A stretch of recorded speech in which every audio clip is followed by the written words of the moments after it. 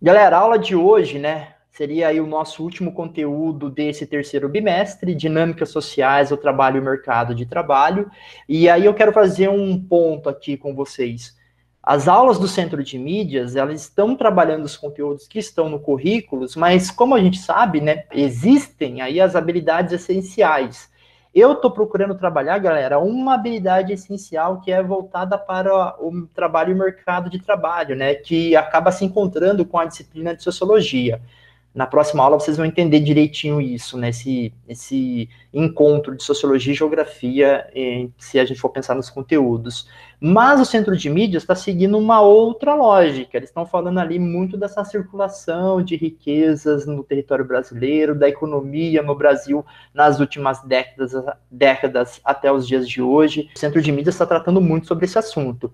E aí o que eu pensei? Não faz muito sentido eu ficar repetindo o que o Centro de Mídias está falando lá, né? Já que eles estão trabalhando esse assunto, bom, eu vou trabalhar esse outro assunto aqui que está dentro do currículo também, e aí a gente acaba criando uma convergência, já que a minha realidade é também de dar aula de sociologia. E aí eu tenho postado as aulas para vocês do Centro de Mídias, mas quem tem prestado atenção lá na postagem vai perceber que eu deixo ali uma frase, né, explicando, ó, galera, essa aula aqui do Centro de Mídias está trabalhando esse assunto, tal, é importante para complementar, beleza? Vai complementar os estudos de vocês. Mas o que eu vou cobrar na atividade avaliativa seria aqui o que a gente está trabalhando aqui nos plantões. Claro que nas primeiras aulas desse terceiro bimestre estava muito parecido, estava bem igual, tá bom? Estava falando ali da dinâmica demográfica. Recado dado, vamos lá para a nossa aula. Hoje a gente vai começar a nossa aula falando, galera, sobre a população economicamente ativa, a PEA, né? Seria esse o conceito. Galera, quando eu falo da PEA, dessa população economicamente ativa, a gente está falando daquela que compreende o potencial de mão de obra com que pode contar o setor produtivo da economia, tá bom? Ou seja, né, é a oferta efetiva de trabalho numa economia. Para o cálculo da PEA, são consideradas as seguintes categorias, né? Então, quando eu vou pensar na população economicamente ativa, eu tenho a população que está ocupada, que seria aquelas pessoas que em um determinado período de referência trabalharam ou tinham trabalho, mas não trabalharam, né? Por exemplo, pessoas que estavam em férias, e também a população desocupada, que é aqui a ideia de desempregadas também, tá bom? Aquelas pessoas que não tinham trabalho num determinado período de referências, mas estavam dispostas a trabalhar e que, para isso, tomaram alguma providência efetiva nos últimos 30 dias, procurando emprego, consultando pessoas, jornais, enfim. Então, a PEA ela vai considerar a população economicamente ativa quem está trabalhando, ocupada, e quem está desempregada. Se a gente pensar o cálculo para se chegar na PEA, né, ela é obtida pela soma da população ocupada e desocupada com 16, 14 anos ou mais de idade. Aqui eu entro num ponto, galera, faço uma pausa aqui para colocar por que de eu colocar essas duas possibilidades de idade, né? Alguns documentos do IBGE trazem ali acima de 16 anos, outros trazem 14. Talvez deve ser muito em função do período em que o documento foi elaborado, né? Em 2010 era uma realidade, em 2018, que é a maioria dos dados que eu tenho aqui, foi outra realidade, tá bom? Só que assim, de qualquer maneira, com 14 anos eu posso ser um menor aprendiz, então serve também o conceito.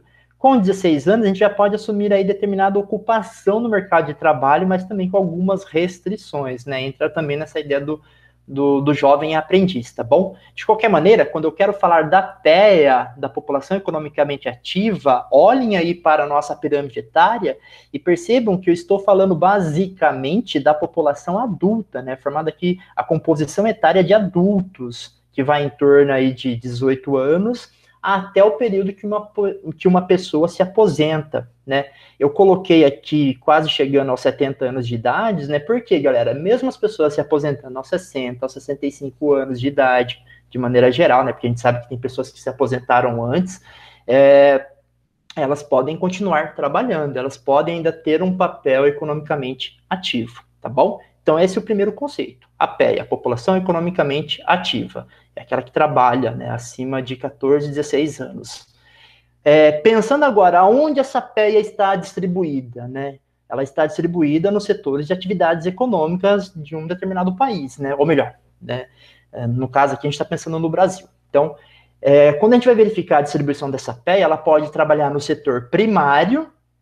O que é o setor primário, galera? É a agropecuária, é a agricultura, é a pecuária, ou o extrativismo, né? Extrativismo vegetal, extrativismo mineral. E é importante entender o nome, né? Setor primário. É o que extrai ali os recursos primários, as matérias-primas, tá bom? Seria essa a ideia. A gente pode pensar também no setor secundário, que seria a indústria de transformação e a construção civil. Então, aí já é interessante pensar, né? Porque se tem o setor primário, que extrai o recurso, no setor secundário, eu transformo esse recurso primário, né? Eu acabo transformando, é o processo produtivo. Eu trouxe uma imagem aqui de uma fábrica de motos, né, por exemplo. Aí se encaixa no setor secundário, ou a construção de um prédio se encaixa também no setor secundário, beleza? E depois eu tenho o setor terciário, que seria onde o produto é vendido, por exemplo, né? Mas não apenas isso. Então, seria a prestação de serviços. Eu posso falar do comércio, eu posso falar do setor financeiro dentro desse setor terciário, os transportes, os professores, médicos, advogados, enfim, tudo isso seria o setor terciário da economia. É importante entender, galera, que esses três setores da economia, né, primário, secundário e terciário, somados, eles acabam formando aí o PIB, o Produto Interno Bruto de um determinado país. O que é o PIB, galera? É a soma de todos os bens e serviços produzidos em um determinado período de um determinado país, tá bom? Alguns estudiosos já colocam também, né, que nós vivemos um setor quaternário, ou melhor, que nós temos um setor quaternário da economia. Seria aqueles ligados à tecnologia da informação, TI, tá bom? Então seria esse setor quaternário. Professor, mas o TI, ele se encaixa onde? No setor terciário. Mas alguns estudiosos já estão falando que seria um quarto setor, né, o setor quaternário da economia, ligados a essas novas tecnologias da informação. Quando a gente pensa na evolução da PEA nos setores da economia, a gente vai entender principalmente essa mudança ao longo do século XX, sobretudo ali a partir de 1930, que é quando o Brasil passa por um processo de modernização da sua economia, já que até 1930 nós éramos um país agroexportador, né, tendo ali o café como carro-chefe. Galera, a gente tem o início da industrialização, então, a partir de 1940, eu começo a ter uma queda do setor primário, justamente em função da industrialização, da mecanização do campo. Em outras palavras, as pessoas que estão trabalhando no campo, elas estão diminuindo e elas estão indo procurar uma melhor qualidade de vida, uma busca de outras oportunidades no ambiente urbano, nas cidades, né? Então, esse é um ponto de virada que, não à toa, a gente começa a perceber que o setor secundário começa a crescer a partir de 1940, como eu estou colocando aqui no gráfico, a mesma coisa o setor terciário, porque a cidade não tem apenas indústrias, ela tem um comércio, ela tem os serviços, ela tem que ter hospital, tem que ter escola, enfim, tem que ter uma gama de serviços. Então, começa a ter o crescimento do setor secundário e terciário. A gente está incluindo também aqui o setor informal, que sempre esteve presente na economia. O setor informal seria aquela economia irregular, né? Aquela que, de certa maneira, acaba não pagando os impostos devidos, né? A gente vai tratar isso no final da nossa aula. Na década de 1980, começa a ter uma queda do setor primário, ou melhor, continua uma queda do setor primário, como a gente pode verificar aqui no gráfico, mas começa a diminuir também o setor secundário. Galera, a indústria no Brasil, ela acaba tendo um crescimento até a década de 80, ou seja, empregando bastante, grande parte da população economicamente ativa do Brasil, só que chega na década de 80, estaciona, é uma década de crises econômicas e mantém estabilizado e hoje está até diminuindo. Ou seja, o número de pessoas que trabalham na indústria diminuiu. O que mantém esse valor, de certa maneira, né, ou essa linha equilibrada, é porque conta aí a construção civil, tá bom? Mas a indústria propriamente dita, ela diminuiu bastante. O Brasil, ele tem indústrias, é um país com uma indústria madura? Sim, ele é. Só que essa indústria ela não teve aí um crescimento significativo. Outros setores da economia, o primário, com a agroindústria e o terciário, né, com a expansão de serviços, acabaram aumentando de uma maneira muito grande em comparação ao setor secundário, né? Lembrar, então, que essa queda do setor primário está em função da industrialização ao longo do século XX e também da continuação da mecanização do campo, né? Eu não falei do conceito, né, mas lembrar do êxodo rural, a saída das pessoas do campo para ir para as cidades, né? Também começa a ter o processo de automação nas indústrias, né, galera? Aí isso começa a explicar por que também a indústria começa a empregar cada vez menos, porque agora eu não preciso mais de um monte de trabalhadores. Agora eu posso ter, na verdade, né, máquinas executando ali alguma tarefa, tá bom? E há o crescimento do setor terciário. Entre 1970 e 1980, começa a ter aí os grandes shopping centers, por exemplo, né? Começa a crescer aí o setor terciário de uma maneira gigantesca na participação econômica no Brasil. Bom, então a gente sabe que teve um crescimento do setor terciário. Então hoje a gente percebe um inchaço, né? Grande parte da população trabalha no setor terciário da economia, né? Que seria esse setor de serviços, tá bom? Eu me incluo no setor terciário. Há um aumento também do desemprego.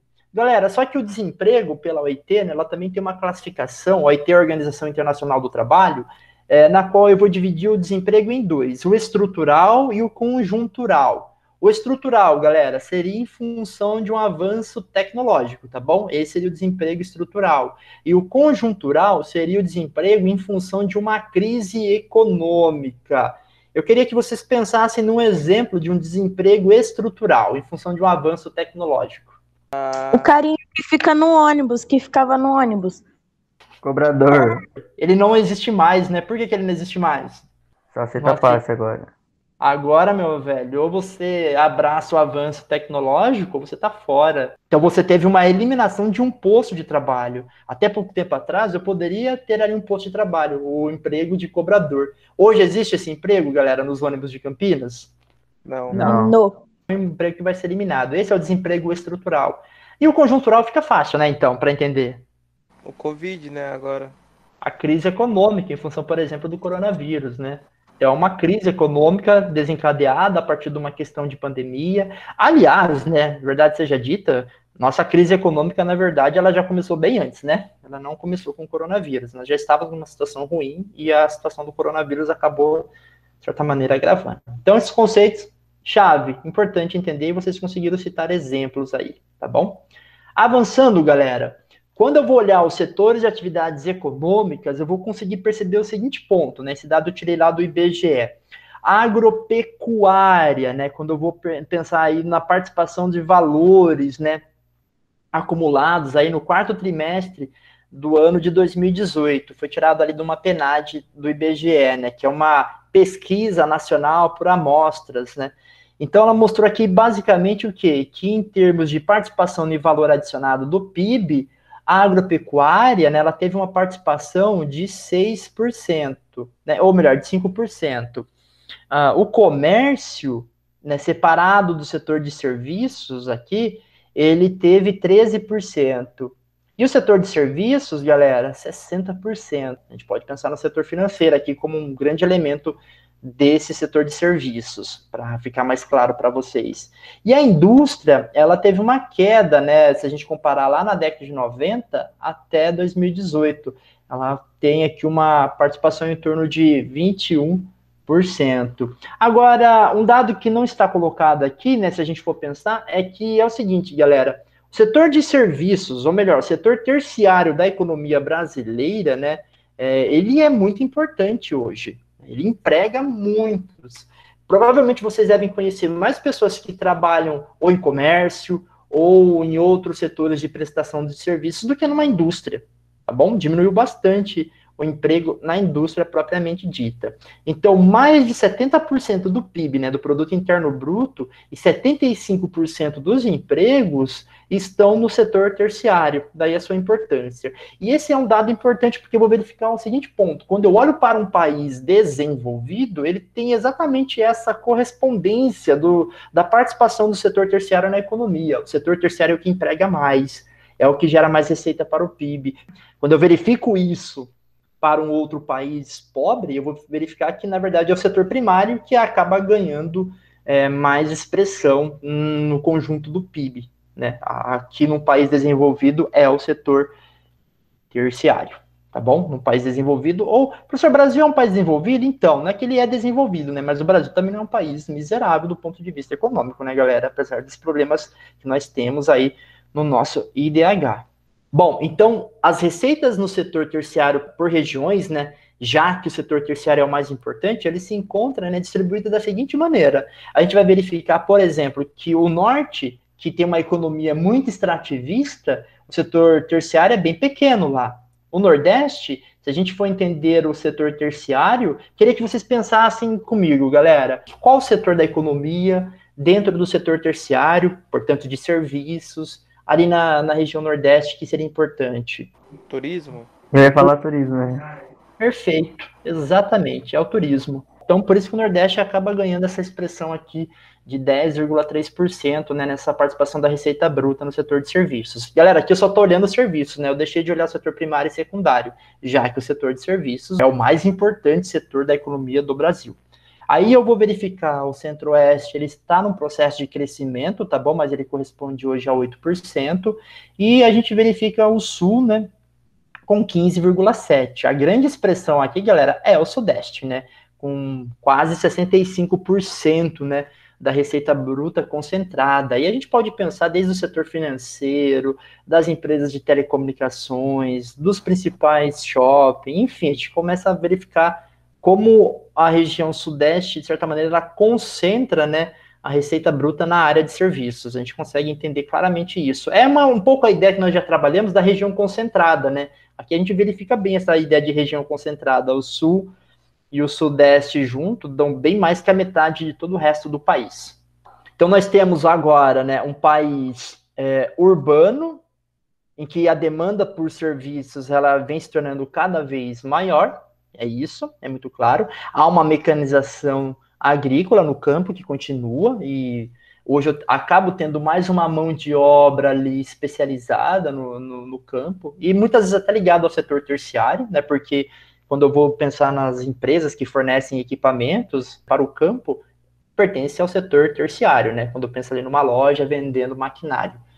Eu tenho uma automação industrial, como já falamos, e isso gera um processo de terciarização da economia brasileira. Hoje o setor terciário é aquela que é mais importante. A gente fecha aqui para entender esse conceito de setores da economia no Brasil, primário, secundário e terciário. E percebam que eu dei ênfase aqui no setor terciário.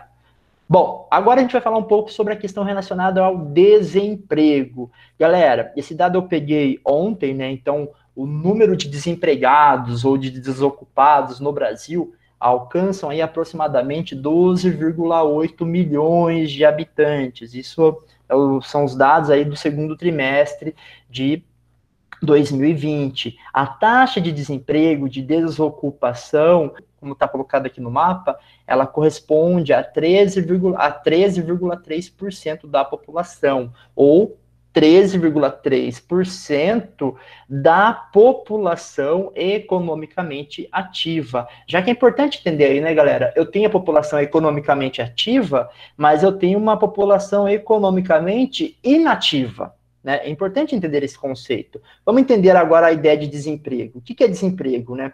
O desemprego, de forma simplificada, se refere às pessoas com idade para trabalhar, acima de 14, 16 anos, né? Lembrar daquela questão da idade, que não estão trabalhando, mas estão disponíveis e tentam encontrar trabalho. Ou seja, desemprego é a taxa, galera, de pessoas que não estão trabalhando, mas é aquelas que estão tentando encontrar um trabalho.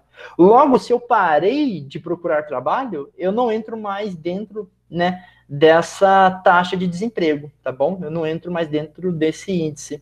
Assim, para alguém ser considerado desempregado, não basta não possuir um emprego, né? A gente percebe, então, que tem pessoas que podem não trabalhar, mas não necessariamente estão desempregados. Vou fazer uma pergunta para vocês que eu deixei aqui, né? Um estudante é considerado desempregado? Eu acho que Não. não. Inclusive, em documentos, alguma coisa do tipo, quando você tem que declarar a sua profissão, tem lá, estudante. Exato. Tem um link que eu deixei aqui no arquivo, que é muito bacana, que mostra ali, né, esses dados de uma maneira mais clara para nós. Eu acho que se eu entrar aqui e explicar cada uma das coisas, vai acabar ficando meio bem longa a aula, então eu acho que não vai ficar tão interessante. Desalentado seria aquela população, né, que desistiu de procurar trabalho, por exemplo, né? Seria aquela população que deveria estar trabalhando, mas que ou está em idade economicamente ativa, mas não está mais procurando trabalho. E a gente tem uma taxa de subutilização, né, que seria a população em idade ativa, mas que não está também tendo uma atividade produtiva, né, ou dentro de um setor produtivo, né, não está trabalhando. Aí eu queria só trazer para vocês que é a ideia de desemprego, né? E aí eu trouxe 2 dados para vocês. Um que é do DIEESE, que é o Departamento Intersindical de Estatísticas e Estudos Socioeconômicos, e do IBGE, do Instituto Brasileiro de Geografia e Estatística. Galera, o IBGE, ele é bem simples para que a gente possa entender como funciona aí, ou como eu busco essa taxa de desocupação, né? Que é a taxa de desemprego. O que seria isso? É assim, eu chego para um grupo da população que tem acima de 14 anos de idade. Trabalhou naquela semana? Se sim, faz parte dos ocupados, portanto, do empregado, tá bom? Então, ele está dentro da PEA. Aí tá assim, não trabalhei, é negativo, não trabalhei naquela semana. Aí tá assim, tá, beleza, você não trabalhou, mas você procurou emprego naquela semana? Aí, se eu procurei, aí eu entro na taxa de desempregado, tá bom? Então, eu faço parte dos desocupados. Se eu não procurei emprego naquela semana, eu acabo não fazendo parte da força de trabalho, eu entro naquele valor, deixa eu voltar aqui, ó, aquele valor de subutilização, de 29,1% de pessoas que não são considerados desempregados porque não estão procurando emprego, beleza? Então, essa taxa do IBGE tem um probleminha, né? Porque, assim, se eu não procurei trabalho nos últimos 2 meses, se tá feio a crise econômica e tal, e eu desisti de procurar um emprego, eu não entro nem mais como desempregado, entenderam? Só se eu estou procurando emprego nas últimas semanas é que eu acabo entrando aí na taxa de desemprego. O que eu quero dizer com isso? Que a taxa de desemprego que a gente tem hoje de 13,3% do IBGE, por exemplo, ela é muito maior, na verdade, porque ela está levando em conta apenas as pessoas que procuraram emprego nas últimas semanas. Ficou claro isso para vocês? Sim, professor. O DIEESE, né, vai olhar essa metodologia do IBGE e vai criticar, né? E o DIEESE, esse Departamento Intersindical de Estatísticas e Estudos Socioeconômicos, ele vai dizer assim, ó, o desemprego, ele tem que estar dentro daquilo que vai ser considerado o seguinte ponto: procura efetiva de trabalho nos últimos 30 dias, então, portanto, um período mais longo, disponibilidade para trabalhar sem procura efetiva, ou seja, eu quero trabalhar? Quero, mas eu não procurei, tá bom? Mas mesmo assim eu entro na taxa de desemprego. Mas com procura em 12 meses, né? Então, tipo, eu quero trabalhar, eu cheguei até a procurar emprego no último ano, só que eu não consegui, por exemplo. Situação de trabalho e de não trabalho, tipo de trabalho exercido e necessidades de mudança de trabalho, né? Por exemplo, o cara, ele está desempregado, aí ele vai fazer um trabalho informal para ganhar um trocado, né? Ele entra aqui no desempregado pelo trabalho precário, né? Ele está no setor informal, que é precário. Para o IBGE, esse cara não conta, mas para o DIEESE ele acaba contando, né? Então, eu tenho uma população que é inativa, tá? O jovem, né, abaixo de 14 anos, ou quem já é aposentado, é considerado a população economicamente inativa ou dependente. Só que a gente tem dentro dessa população inativa pessoas que estão desempregadas, né? Que estão aí inativo com trabalho excepcional, que é, por exemplo, um vendedor ambulante, o desempregado pelo desalento, que é aquele trabalhador que não consegue emprego e ele acaba desistindo de procurar emprego, e também tem o desempregado pelo trabalho precário, que muitas vezes é explorado, de fato. Então, ele vai levar em conta esses outros dados, né? Em outras palavras, resumindo, para o DIEESE, essa galera aqui que não faz parte da força de trabalho, que desistiu de procurar trabalho, também deveria entrar dentro da taxa de desemprego. Não à toa, os números de desemprego para o DIEESE é maior do que o IBGE. O DIEESE ele tem uma certa independência e é ligado ao setor sindical, o IBGE é ligado ao governo, né? Daí é interessante pegar um índice que é do governo, e isso independe do governo que está agora, né? Porque isso sempre foi assim, porque o do IBGE sempre vai dar um valor abaixo. Professor, qual dessas eu tenho que me preocupar? Com a do IBGE, é que aparece. Aqui eu só coloquei para vocês entenderem o conceito, só para fazer uma comparação. Se atentem com esse dado do IBGE, tá bom? E aqui eu queria voltar com vocês o assunto que nós trabalhamos lá na primeira aula desse plantão, que nós falamos das matrizes étnicas do Brasil. Em resumo, o que eu estou relembrando aqui vocês? As pessoas estão se identificando enquanto pardas ou pretas. É isso que está colocado aqui. Tranquilo? Enquanto que a população branca está diminuindo. E mais por uma questão de autodeclaração, né? As pessoas estão se autodeclarando como pardas ou pretas. Bom, mostrei isso aqui para vocês, agora vamos trazer essa questão da matriz étnicas e entender os dados de desemprego, de renda no Brasil. Primeiro ponto, Brasil, desemprego, pegando de um período de 2012 até 2018, né? Ano aí que foi realizado uma PNAD que consultou esses dados. Olha que interessante, galera. Quando eu pego o total, né, o geral, a gente vai entender que a taxa de desemprego no Brasil em 2012, ela estava quase 7%, né, total. Aí quando chega em 2014, o que acontece? Crise econômica, né, começa ali a nossa crise econômica que, de certa maneira, nós não saímos ainda. Então, perceba que o desemprego, ele aumentou, essa linha cinza que aparece aí para vocês, do meio. A partir de 2017, ela começa a diminuir. Só que em 2020, o que aconteceu com ela, galera? Aumentou de novo. Está acima desses 12% aqui novamente, né? Porque a gente viu que está em 13,3%. Agora, o que eu quero que vocês prestem atenção é o seguinte ponto. A taxa de desemprego para os brancos, ela é menor. Mesmo hoje, ó, ela está abaixo aí de 12%, né? Ou melhor, hoje não, né? Em 2018. Já para os pretos e pardos, ela chega a quase 15%. O desemprego, a taxa de desemprego atinge mais a população preta ou parda da população. Outro ponto, proporção de trabalhadores informais, por raça ou cor também, quem está trabalhando ali no setor informal da economia, trabalho ambulante, camelô, enfim, quem está fazendo aí o verdadeiro corre para ganhar a vida, né? A gente pode verificar que a maior parte é a população preta ou parda que está no setor informal. Percebam que teve uma queda, mas assim, queda, né? Na verdade, manteve uma taxa, um equilíbrio, né? Manteve uma constância, basicamente. Então, a gente consegue verificar que atinge quase o valor de 50% de população preta ou parda que está no setor informal da economia, trabalhando em serviços informais. O número para a população branca é inferior, chegando quase a 30%. Então, a gente percebe que o trabalho informal atinge mais os pretos ou pardos. É interessante analisar esses gráficos que são produzidos lá pelo Nexo Jornal para fazer a devida referência, que a gente consegue entender esse racismo estrutural. A gente consegue verificar a partir desses dados. Eu acho que o Brasil não é racista. Os dados estão mostrando que o Brasil tem uma estrutura de um racismo estrutural, né? Não é aquela que o indivíduo pratica, é aquela que foi cristalizada na nossa sociedade. Tá aí a prova, né? A gente acaba verificando a partir desse ponto. Não, é que eu ia falar até uma atitude que eu achei interessante, que até causou um certo...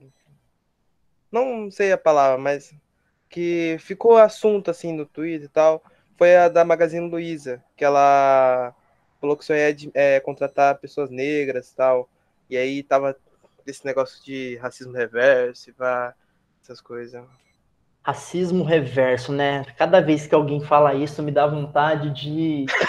O Thiago, ele começou esse papo falando da questão do Magazine Luiza e falou do racismo, né? Que alguns, eu ia falar sobretudo, né? Na verdade, uma gama importante aí de brancos, né? Saem falando, né?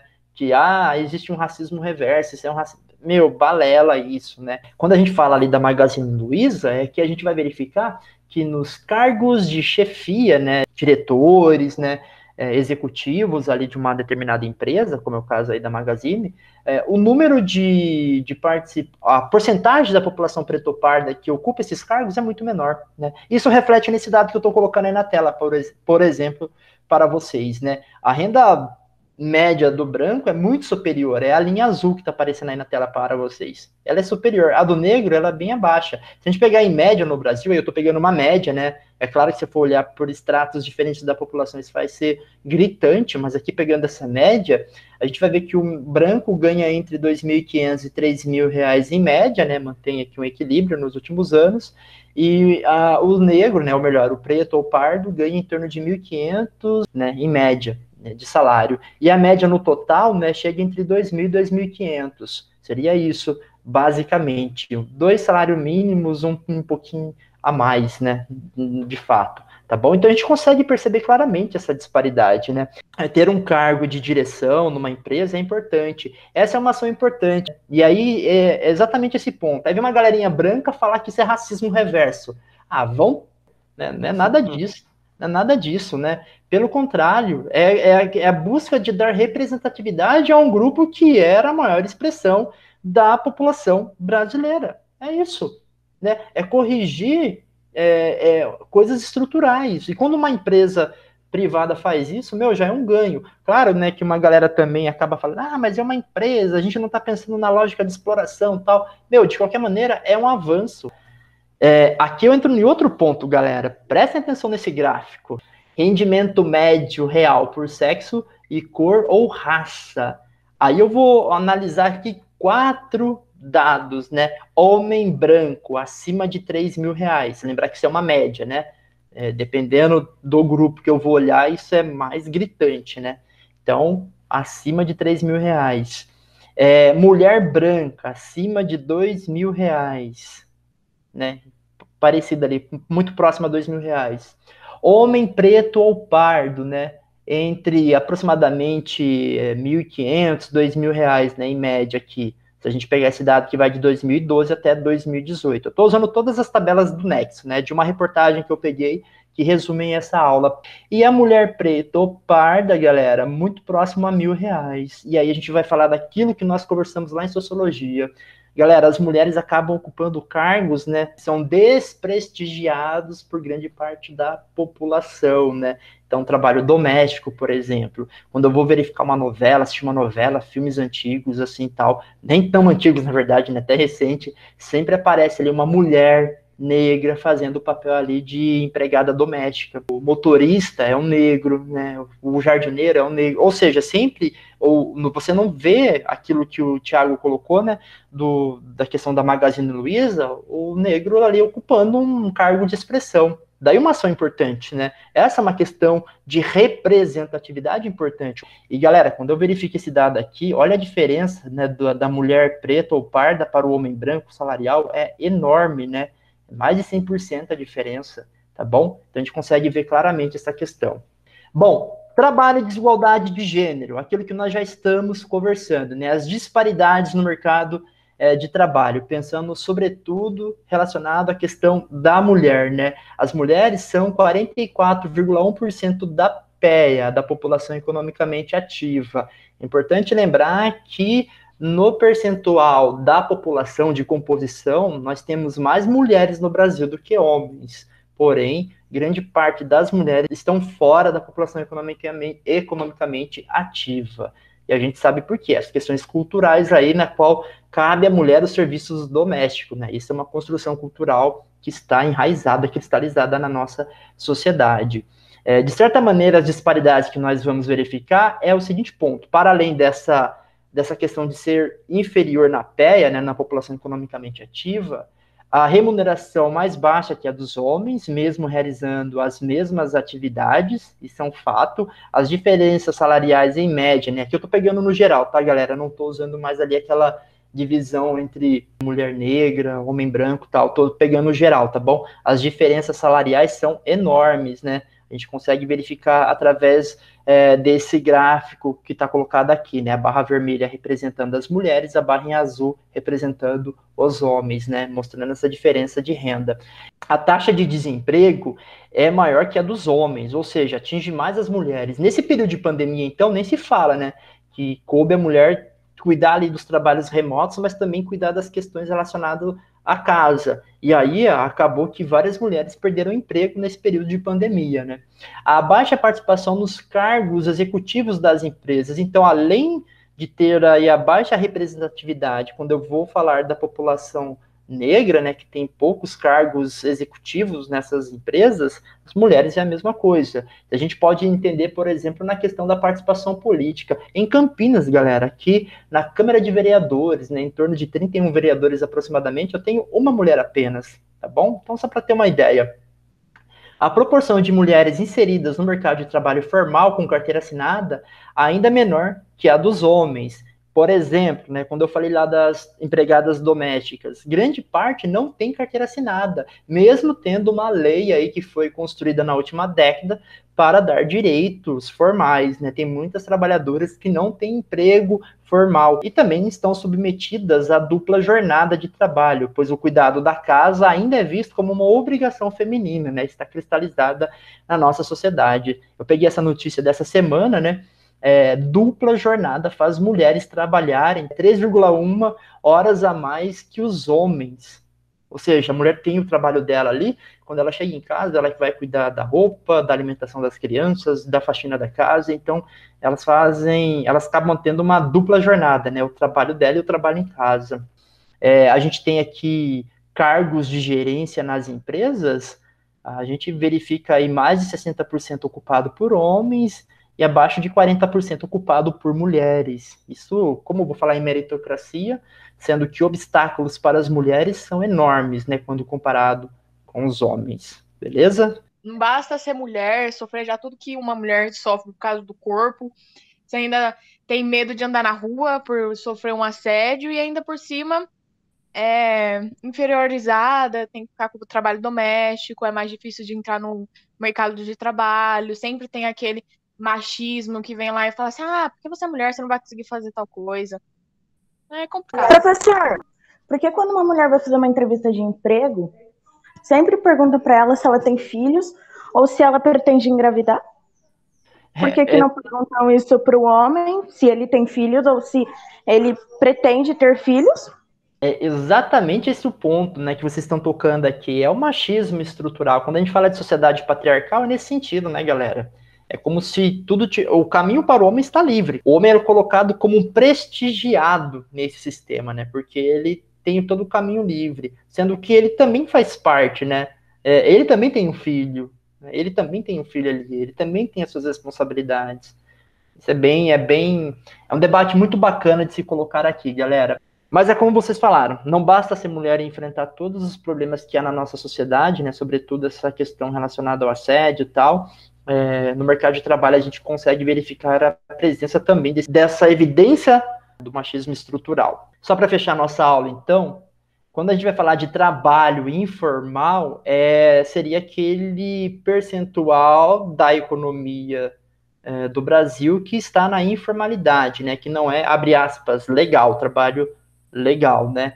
Então, a economia informal, na geografia, ela é até tratada como o circuito inferior da economia, que foi um termo proposto ali pelo geógrafo, né, Milton Santos. Ele falava que esse circuito inferior da economia, ele daria conta aí de atender os populares, a população mais pobre, a população mais carente, né? Então, seriam esses setores que atendem imediatamente a população. O circuito superior é esse das grandes empresas, né, dos grandes negócios, né, da economia.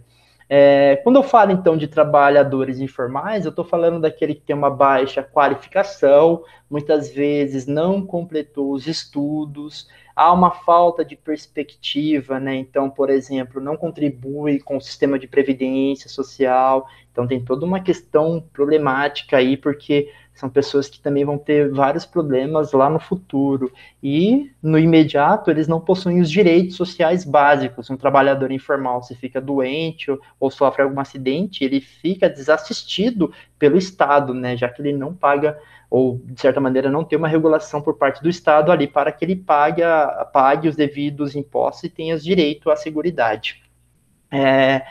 Há crises econômicas que acabam aumentando o trabalho informal, e isso faz com que esse trabalho informal, sobretudo no setor terciário, gere uma hipertrofia, um inchaço.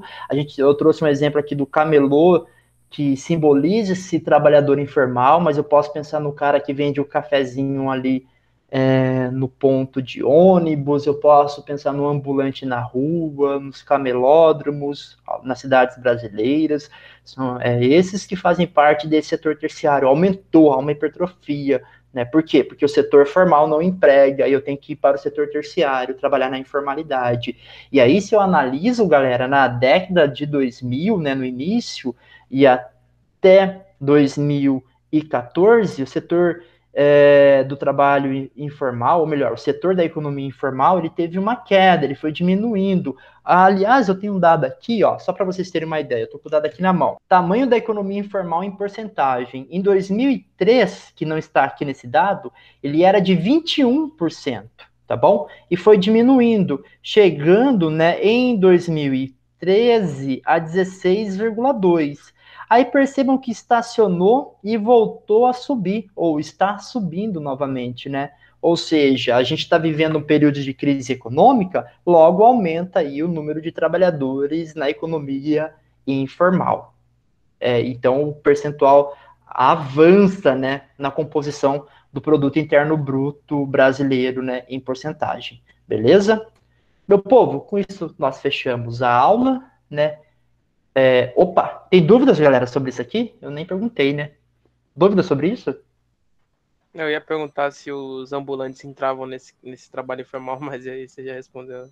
Galera, então, na próxima semana aí, nós teremos uma atividade avaliativa de geografia e a última aula de sociologia, que vai revisar o conteúdo para também fazer uma última atividade. Essa última vai ser apenas de alternativa. Com isso, a gente encerra os nossos conteúdos de geografia desse terceiro bimestre. Eu sempre avanço, não tem jeito, né? A gente já tá acostumado, professor. Nossa, é porque assim, eu falo demais, assim, não adianta.